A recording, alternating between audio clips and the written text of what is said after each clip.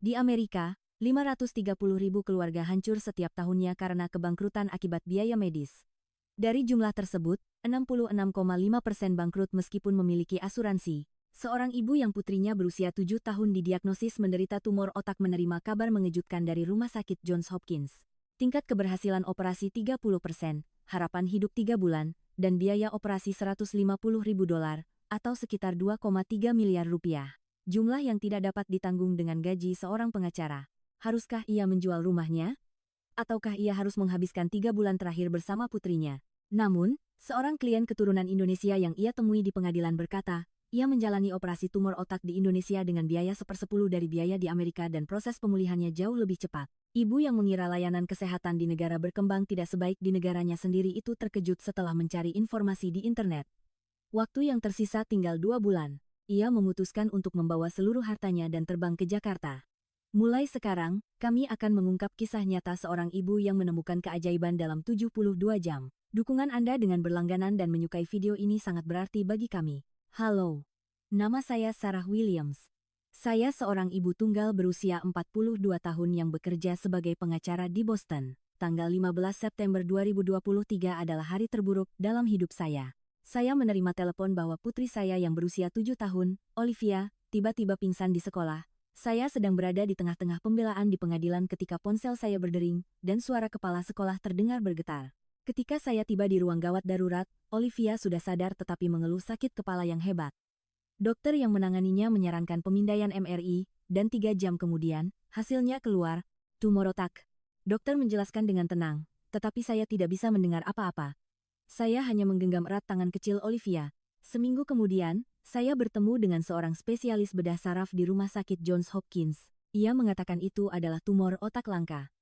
Ukurannya 5 cm, terletak jauh di dalam otak, membuat operasi menjadi sangat berisiko. Dokter berkata sambil melihat rekam medis, tingkat keberhasilan operasi sekitar 30%. Harapan hidup antara 3 hingga 6 bulan. Saya langsung menangis di tempat. Namun, yang lebih mengejutkan adalah apa yang terjadi selanjutnya. Saya menerima perkiraan biaya operasi sebesar $150.000. Asuransi saya memiliki pengurangan tahunan sebesar $20.000, dan setelah itu pun, saya harus menanggung 30% dari biaya. Setelah dihitung, saya harus membayar setidaknya $50.000, atau sekitar 775 juta rupiah. Dengan gaji saya sebagai pengacara sebesar $80.000 setahun, jumlah itu mustahil saya penuhi. Saya memeriksa rekening bank saya.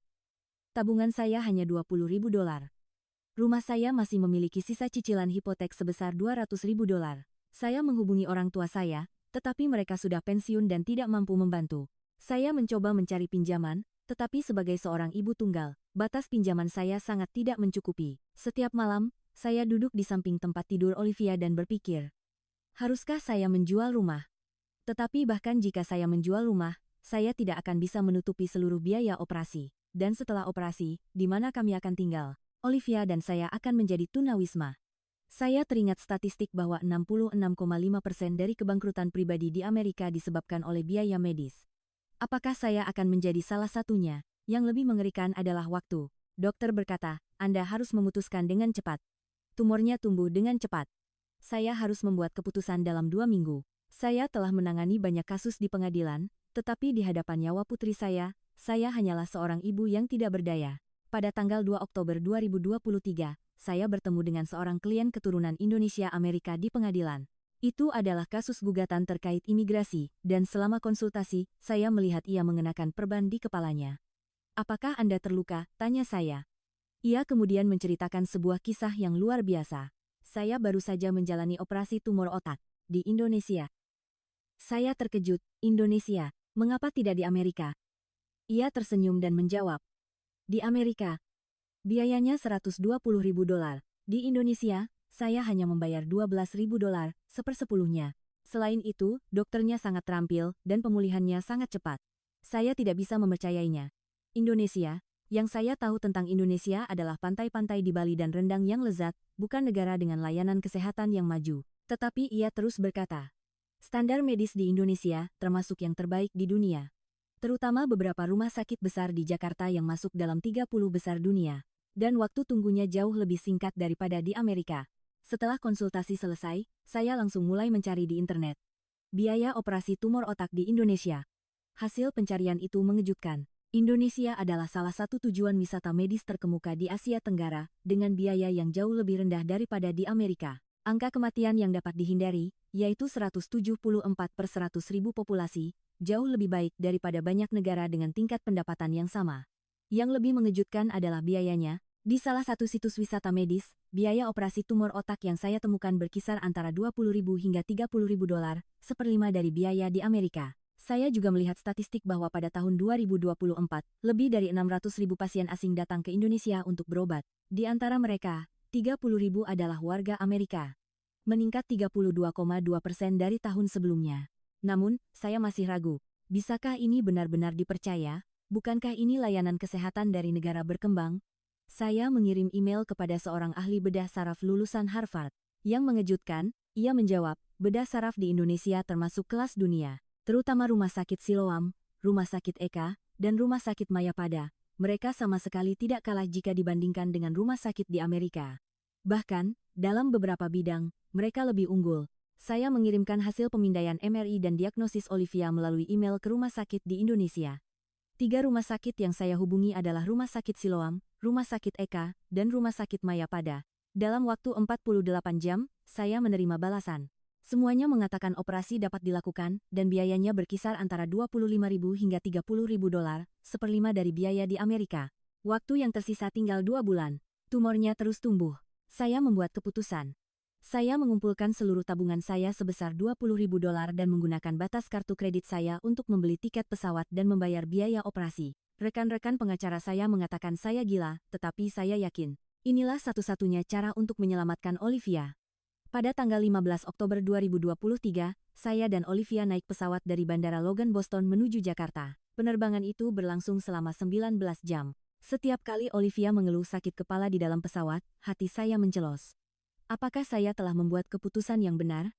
Apakah membawa putri saya ke negara asing adalah hal yang tepat? Di dalam pesawat, saya terus membaca brosur tentang rumah sakit di Indonesia. Pusat bedah saraf di Rumah Sakit Siloam melakukan lebih dari 1.500 operasi tumor otak setiap tahunnya, dengan tingkat kelangsungan hidup 15% lebih tinggi dari rata-rata di Amerika.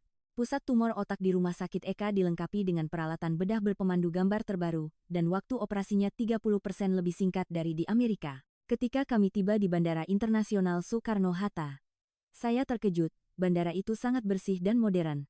Ada meja khusus untuk wisata medis, dan seorang staf yang fasih berbahasa Inggris menyambut kami. Apakah Anda akan ke Rumah Sakit Siloam?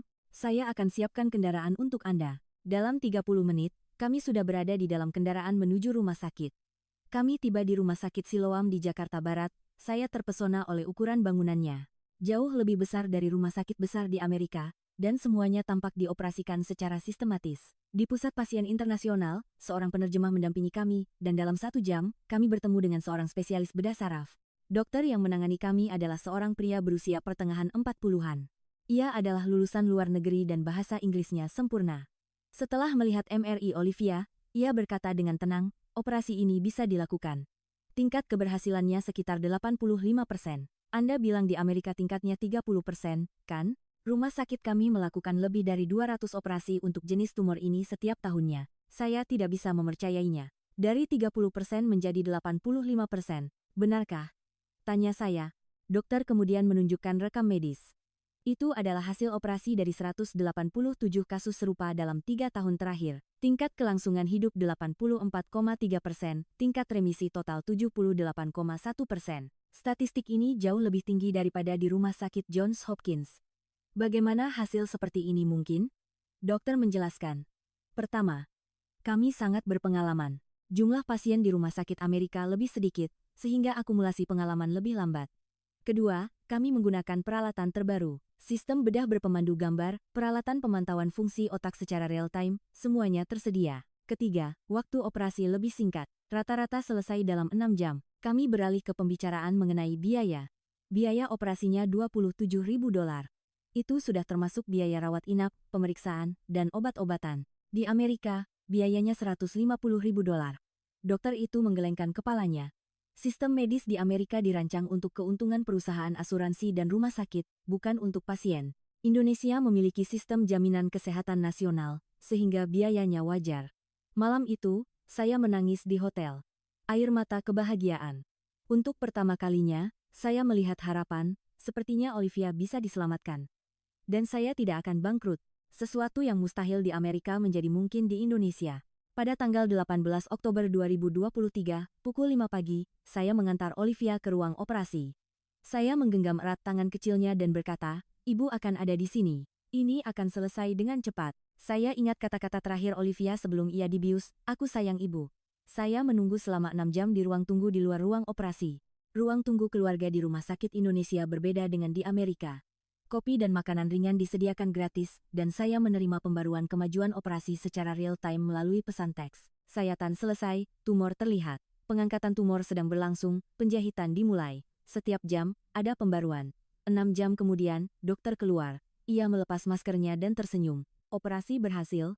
Kami berhasil mengangkat 98% tumor, dan kerusakan pada jaringan otak di sekitarnya minimal. Olivia sekarang berada di ruang pemulihan. Saya jatuh terduduk dan menangis. Ketika saya melihat Olivia di ruang pemulihan, rasanya jantung saya mau meledak. Wajah kecilnya diperban, tetapi ia bernapas. Ia hidup. Putri saya hidup, perawat berkata, ia akan sadar dalam 2 jam. Jangan khawatir. 3 hari kemudian, Olivia berjalan untuk pertama kalinya. Dokter di Amerika mengatakan ia harus berbaring di tempat tidur setidaknya selama 2 minggu setelah operasi, tetapi dokter di Indonesia berkata, semakin cepat ia bergerak, semakin cepat ia pulih, dan memulai rehabilitasi. Seorang ahli terapi fisik datang setiap hari untuk berolahraga bersama Olivia. Seminggu kemudian, Olivia sudah berlari-lari di koridor rumah sakit. Saya menerima tagihan rumah sakit. Totalnya $29.000, $27.000 untuk operasi, $1.200 untuk rawat inap, dan $800 untuk pemeriksaan tambahan. Kurang dari 1/5 dari perkiraan $150.000 yang saya terima di Amerika. Saya membayarnya dengan kartu kredit saya. Saya tidak bangkrut. Yang lebih mengejutkan adalah sistem rumah sakit. Di Amerika, dokter, ahli anestesi, ahli patologi, dan ahli radiologi masing-masing mengirimkan tagihan terpisah, tetapi di Indonesia, semua biaya digabungkan menjadi satu, transparan, dan dapat diprediksi. Tidak ada biaya tersembunyi. Pada hari kepulangan, dokter berkata, datanglah untuk pemeriksaan lanjutan dalam 3 bulan. Anda bisa melakukannya di Amerika, atau datang kembali ke Indonesia. Saya berkata akan datang ke Indonesia. Bahkan dengan biaya tiket pesawat, masih jauh lebih murah daripada di Amerika. Dan yang terpenting, saya ingin melihat tempat ini lagi, tempat yang telah menyelamatkan nyawa putri saya. Kami kembali ke Boston pada tanggal 1 November 2023. Di dalam pesawat, Olivia sedang mewarnai. Anak yang 2 minggu lalu terbaring di tempat tidur menderita sakit kepala. Itu adalah sebuah keajaiban. Saya memiliki janji temu lanjutan dengan seorang spesialis bedah saraf di Amerika. Saya membawa rekam medis operasi dan hasil MRI dari Indonesia.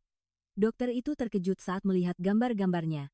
Tingkat pengangkatan tumornya 98%. Untuk tumor di lokasi ini, hasil seperti ini benar-benar luar biasa. Di rumah sakit mana Anda melakukannya? Rumah sakit Siloam? Dokter itu mengangguk. Saya pernah mendengarnya. Itu adalah rumah sakit kelas dunia. Teknologi bedah saraf Indonesia memang luar biasa. Amerika juga harus belajar. Kemudian ia menambahkan, berapa biayanya? $29.000. Dokter itu menghela napas. Harga yang sama sekali tidak mungkin di sini. 3 bulan kemudian, kami melakukan pemeriksaan lanjutan. Kami terbang kembali ke Indonesia. Tiket pesawat pulang pergi $1.200, biaya pemeriksaan $500, total $1.700. Mengingat biaya sekali pemindaian MRI di Amerika adalah $3.000, ini jauh lebih murah. Hasil pemeriksaannya sempurna. Tidak ada kekambuhan tumor.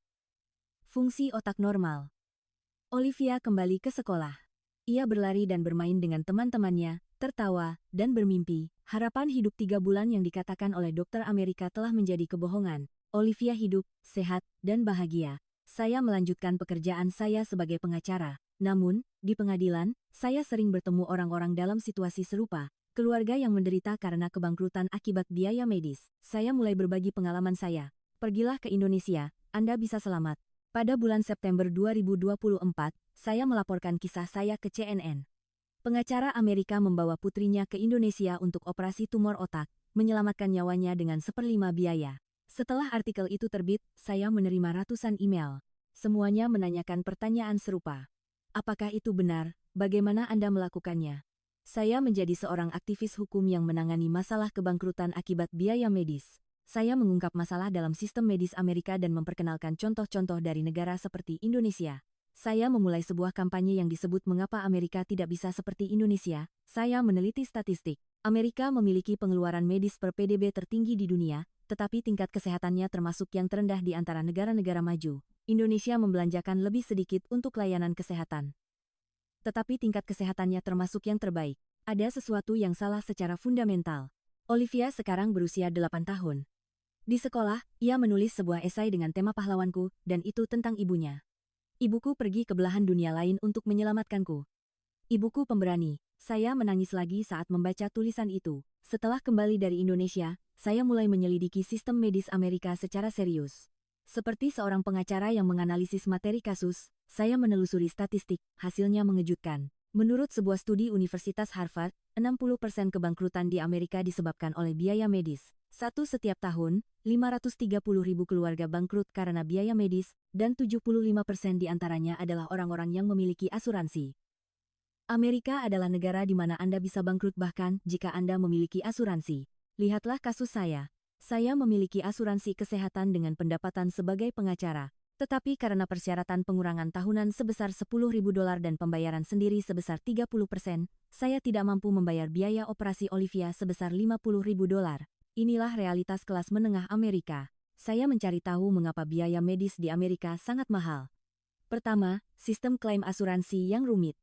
Di setiap rumah sakit, jumlah staf administrasi lebih banyak daripada staf medis. Sebuah rumah sakit umum dengan 900 tempat tidur memiliki 1.500 staf administrasi. Biaya gaji mereka semua dibebankan kepada pasien. Kedua, kartel medis. Industri medis dan industri asuransi saling berbagi keuntungan dan menaikkan harga. Pasien tidak punya pilihan. Ketiga, pelayanan yang berlebihan. Untuk satu kali operasi, dokter, ahli anestesi, ahli patologi, dan ahli radiologi masing-masing mengirimkan tagihan terpisah. Tidak jarang menerima 10 tagihan untuk satu kali operasi. Indonesia berbeda.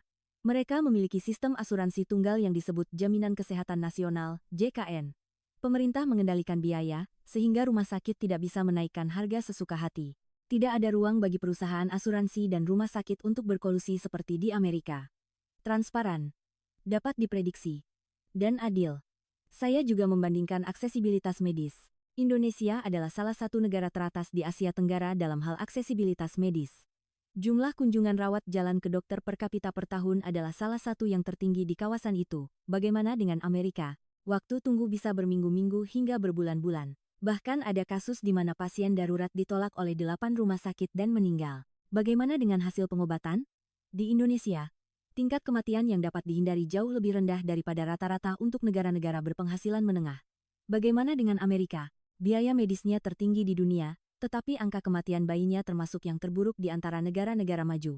Menghabiskan lebih banyak uang tetapi mendapatkan hasil yang lebih buruk. Satu dokter-dokter Indonesia yang saya temui berbeda. Dokter Amerika berkonsultasi selama 15 menit dan kemudian beralih ke pasien berikutnya. Tetapi dokter Indonesia meluangkan waktu lebih dari 30 menit untuk menjelaskan secara menyeluruh. Berpusat pada pasien, bukan berpusat pada keuntungan, saya menyadari. Sistem medis Amerika tidak dirancang untuk pasien, melainkan untuk keuntungan perusahaan asuransi dan rumah sakit. Sistem di Indonesia dirancang untuk kesehatan rakyatnya. Itu adalah perbedaan yang fundamental. Pada bulan Maret 2024, saya mendirikan sebuah organisasi nirlaba bernama Why Not Indonesia. Itu adalah sebuah kampanye yang mendesak reformasi di Amerika. Dimulai dengan kisah Olivia, tetapi segera ribuan cerita lainnya terkumpul. Unjuk rasa pertama diadakan di depan Balai Kota Boston. 200 orang berkumpul. Semuanya adalah penyintas atau anggota keluarga dari kebangkrutan akibat biaya medis. Seorang pria mengatakan ia kehilangan rumahnya karena tidak mampu membayar biaya pengobatan kanker payudara istrinya sebesar $80.000.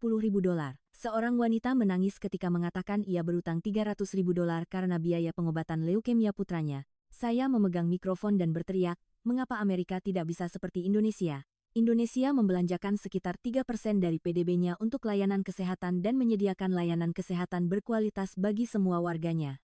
Amerika membelanjakan 18% dari PDB-nya, namun 45 juta orang tidak memiliki asuransi. Tidakkah ada yang salah di sini? CNN datang untuk meliput. Seorang reporter bertanya, apakah layanan kesehatan Indonesia benar-benar sebagus itu? Saya menunjukkan rekam medis operasi Olivia dan menjawab, fakta bahwa putri saya masih hidup adalah buktinya. Dokter Amerika mengatakan ia hanya punya waktu 3 bulan. Tetapi berkat dokter Indonesia, ia sehat bahkan setelah 1 tahun. Tanggapan setelah siaran itu meledak. Saya menerima 500 email dalam sehari. Bagaimana saya bisa pergi ke Indonesia? Apakah biayanya benar-benar semurah itu?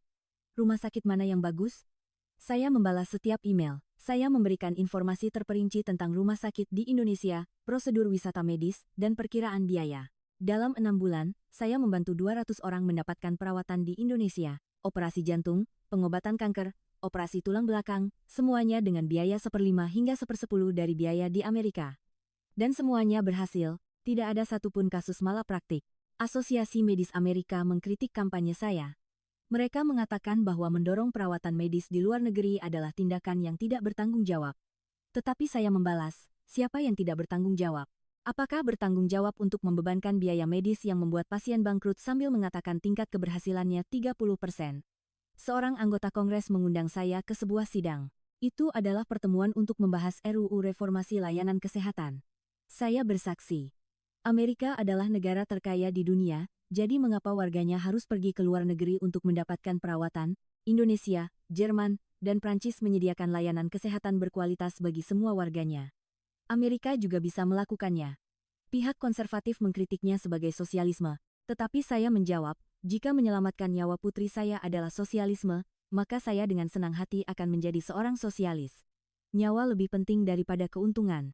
Olivia menyaksikan kampanye saya di samping saya.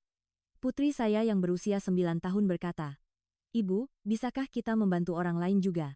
Saya menjawab, "Tentu.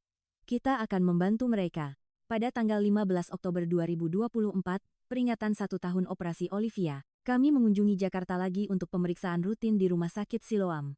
Kali ini, bukan hanya kami. Saya pergi bersama 30 pasien Amerika yang telah saya bantu. Kami bertemu dengan dokter yang menangani kami di lobi rumah sakit. Dokter itu tersenyum cerah saat melihat Olivia. "Kamu sudah besar, ya. Senang melihatmu sehat. Hasil pemindaian MRI-nya sempurna. Tidak ada kekambuhan tumor. Fungsi otak 100% normal." Dokter berkata, "Sekarang kita bisa menganggapnya sudah sembuh total." Selamat, saya menangis di tempat. Setahun yang lalu, dokter Amerika mengatakan ia hanya punya waktu 3 bulan untuk hidup, tetapi sekarang Olivia dinyatakan sembuh total. Layanan kesehatan Indonesia telah memberikan putri saya kehidupan baru. Pasien-pasien yang datang bersama kami juga mengalami keajaiban. Seorang pria berusia 65 tahun yang menjalani operasi katup jantung menerima perkiraan biaya $120.000 di Amerika, tetapi ia pulih sepenuhnya setelah menjalani operasi seharga $20.000 di Indonesia. Seorang wanita berusia 50 tahun yang menjalani operasi tulang belakang mengatakan bahwa rasa sakit yang dideritanya selama 10 tahun telah hilang sama sekali. Kami mengadakan pertemuan dengan pihak rumah sakit, Direktur Pusat Pasien Internasional berkata, pada tahun 2024, kami menerima 30.000 pasien Amerika. Itu meningkat 32% dari tahun sebelumnya. Ini berkat orang-orang seperti Anda, Sarah. Saya berterima kasih. Tetapi pada saat yang sama, saya sedih. Mengapa orang Amerika harus pergi ke luar negeri untuk mendapatkan perawatan? Setelah kembali, saya menerima permintaan wawancara dari New York Times. Itu adalah artikel halaman depan. Kegagalan sistem medis Amerika, pasien beralih ke Indonesia. Artikel itu meliput kasus saya dan ratusan kasus lainnya. Tanggapannya luar biasa. Gedung Putih mengeluarkan pernyataan, dan Kongres mengadakan sidang. Kantor hukum saya sekarang berspesialisasi dalam kebangkrutan akibat biaya medis. Saya memberikan konsultasi gratis dan membantu menghubungkan orang-orang dengan rumah sakit di Indonesia. Dalam 1 tahun, saya telah membantu 500 orang. Total biaya medis yang dihemat adalah $20 juta. 500 keluarga terhindar dari kebangkrutan. Di sekolah, Olivia memberikan presentasi tentang impian masa depannya. Saya ingin menjadi dokter. Seorang dokter yang menyelamatkan orang seperti dokter di Indonesia. Guru wali kelasnya berkata kepada saya, Olivia adalah sumber harapan bagi teman-temannya di kelas. Ia adalah teman pemberani yang mengatasi penyakitnya. Saat Natal saya menerima kartu dari dokter yang menangani kami di Indonesia. Saya senang Olivia sehat. Selamat tahun baru. Saya mengirim balasan. Anda memberikan putri saya kehidupan baru. Saya akan berterima kasih selamanya. Reformasi layanan kesehatan di Amerika masih jauh dari harapan. Tetapi saya tidak akan menyerah. Anak-anak yang bisa diselamatkan seperti Olivia tidak boleh mati karena kekurangan uang. Indonesia telah membuktikannya bahwa menyediakan layanan kesehatan berkualitas dengan harga yang wajar adalah mungkin. Slogan kampanye saya adalah ini, Why Not Indonesia? Mengapa Amerika tidak bisa seperti Indonesia? Saya akan terus bertanya. Sampai setiap orang Amerika memiliki kesempatan untuk hidup seperti Olivia. Olivia yang berusia 7 tahun, yang divonis hanya memiliki sisa hidup 3 bulan di Amerika, mendapatkan kehidupan baru di Indonesia. Tingkat keberhasilan operasinya meningkat dari 30% menjadi 85%, dan biayanya turun dari $150.000 menjadi $29.000, sebuah keajaiban dengan harga seperlima. Ibunya, Sarah, sekarang menjadi seorang aktivis yang berjuang melawan kebangkrutan akibat biaya medis dan telah membantu 500 keluarga. Pada tahun 2024, layanan kesehatan Indonesia merawat lebih dari 600.000 pasien asing, 30.000 diantaranya adalah warga Amerika. Aksesibilitas medis yang unggul di kawasan, tingkat kematian yang dapat dicegah yang rendah, dan biaya yang wajar. Inilah wajah sebenarnya dari layanan kesehatan di Republik Indonesia. Olivia sekarang tumbuh sehat. Itu adalah hadiah dari Indonesia. Tolong sebarkan juga cerita ini kepada orang-orang di sekitar Anda.